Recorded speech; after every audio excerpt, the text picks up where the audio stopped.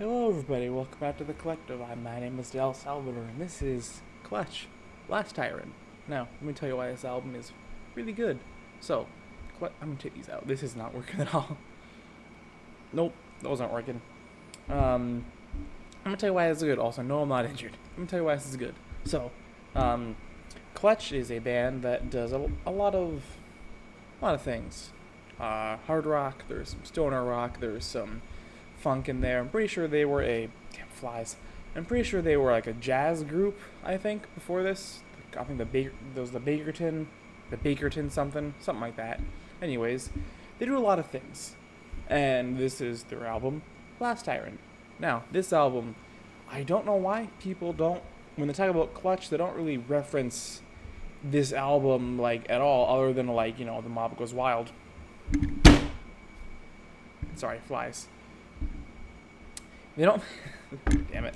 They don't mention this album besides The Mob Goes Wild, which is very strange because this album is absolutely full of really good banger songs. Like I'm telling you, like, there's a lot on here. There's damn it, everything's going wrong. There's a lot of things on here. There's elements of funk, elements of, I don't want to say rap, but more rap-like vocals. There's elements of definitely rock, definitely some hard rock, a lot of things kind of come together. There's some acoustic stuff on here, and I don't want to really repeat myself over and over and over again for every song, so I'll just kind of go over the general aspect. But yeah, there's a lot of genre fusions, as of such, I've mentioned just now. The production is also incredibly good as well. There is a lot of good use of panning, good use of just even different levels too. Panning and what is it? What are it's called? Some things are like hard left, hard right. Some are just a little. Mixing is fantastic on this album. Everything's great. The production on the production sides of things. I'll give you a little spoiler. All the songs are good. It's just a matter of probably maybe personal taste. Maybe some are a bit too slow for you. Maybe some are a bit too high energy for you. Maybe some are a bit too calm for you. It might depend. Too jazzy, too hard rocky. But I feel like if you like hard rock, you like this album. There we go. With that out of the way, I'm gonna go over a lot of the tracks individually. Some don't have much to say about them, like a lot to say about them for those tracks alone, but they all kind of follow the same beats. So that's why I wanted to do it. At least for wow, I'm really bad at this today. Jesus. I'm gonna go from the tracks. So Mercury is the starter. Some really creative mixing, really cool stuff with the guitar on the last half. It's a little goes on a little long, but I get what they're kind of going for. Prophets of Doom, you have a bit of a slower song. The Mob Goes Wild is of course the big hit of the album and very jammy, incredibly great. There's a lot of crowd vocals and chanty kind of stuff on this album, and those sections, especially on songs like Subtle Hustle and The Mob Goes Wild, really pack a really mean punch. Those are great sections. I don't want to restart this video, please. God damn it.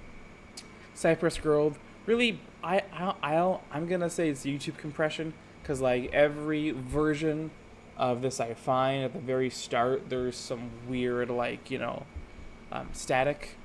Only when there is the drums play. When you hear it, you'll get what I mean if you're listening to YouTube. So I'm sure on the vinyl it's fine, but I don't have the vinyl. I have the CD, and I think it was there too. I don't know. Point being, there is that, but that track is also incredibly good, incredibly funky.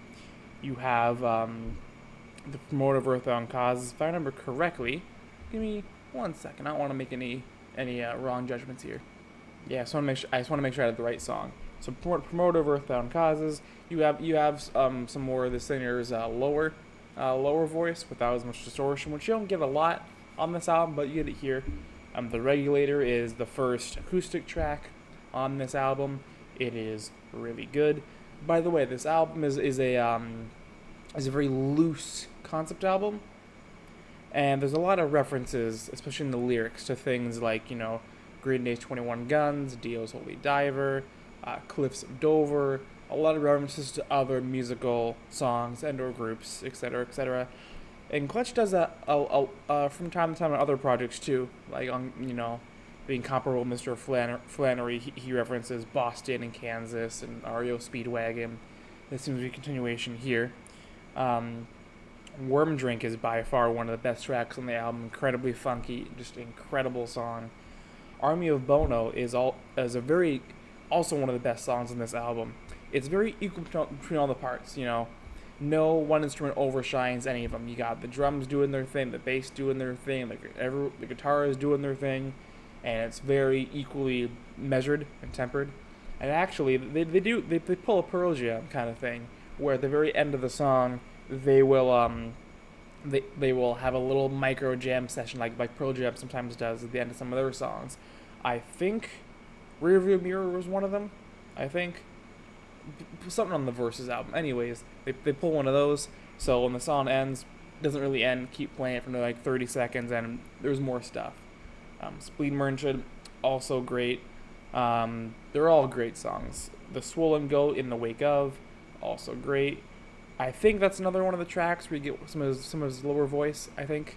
Weathermaker is interesting. It's a 48-second fade in, fade out, very short track of just them jamming, but also the Spanish radio that I don't know how to translate, but it's integral to the plot, I'm pretty sure.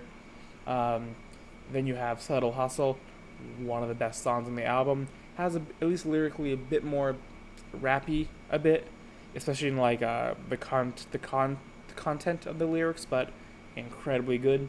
Ghost is the second acoustic track on the album. I think it's better than Regulator. Some cool synths at the start. You got some biblical content in there in the lyrics. You got Notes from the Trial of something I can't pronounce. Also a great song. I think this is the other one where you have more of his lower voice. And then the album ends with the almost 6-minute song, WYSIWYG. Don't know what that stands for. And it's just a 6-minute jam session of them just jamming, and it's great. The whole album's great. There's nothing really bad for me to say about this album. And if I do have anything bad to say, it's more nitpicky. Like for example, when it comes to Ghost, at the very end of the song, the whole song builds up, and I feel like they could have gone really hard with it at the end, and they just kind of end it there, kind of a blue balls kind of thing, for lack of a better term. But and then the first track, Mercury, the outro is kind of long, but other than that, everything on here is great, and there's not really much to complain about unless you want to get all nitpicky. I'd give this an easy 9 out of 10. Definitely. I don't know why people don't talk about this album more when it comes to this band. It's usually I don't know why. Whenever I hear about this band, it's always certain songs, but no one ever talks about any albums with them. And this album, front to back, is definitely amazing, amazing, amazing. So be sure to check this out. And yeah, that's going to be it for this one. Thanks for watching to the end. I'll see you in the next one.